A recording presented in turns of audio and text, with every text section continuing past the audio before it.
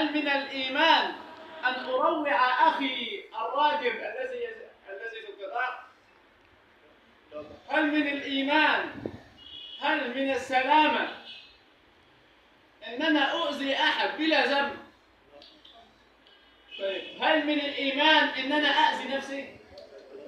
ربنا سبحانه وتعالى قال: ولا تلقوا بأيديكم إلى التهلكة.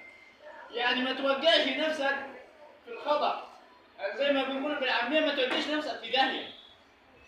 أنت دلوقتي ربنا سبحانه وتعالى أنعم عليك ويسر لك سبل الراحة، والدولة وفرت لك أماكن محددة يسمح لك فيها بالمرور.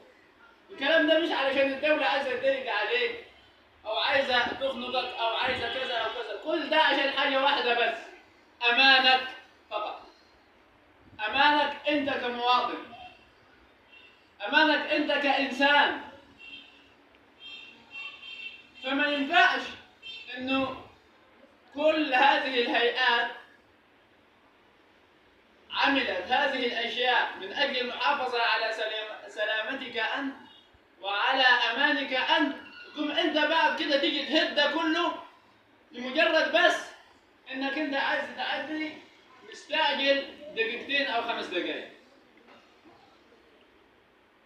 فحري بنا أيها الأخوة الأحباب إن إحنا نلتزم بهذه السلوكيات الصحيحة ونتجنب السلوكيات الخاطئة. وكما قلت وكررت إن هذا الأمر واجب شرعي وأمر إلهي قبل أن يكون واجبا وطنيا ومطلبا حضاريا.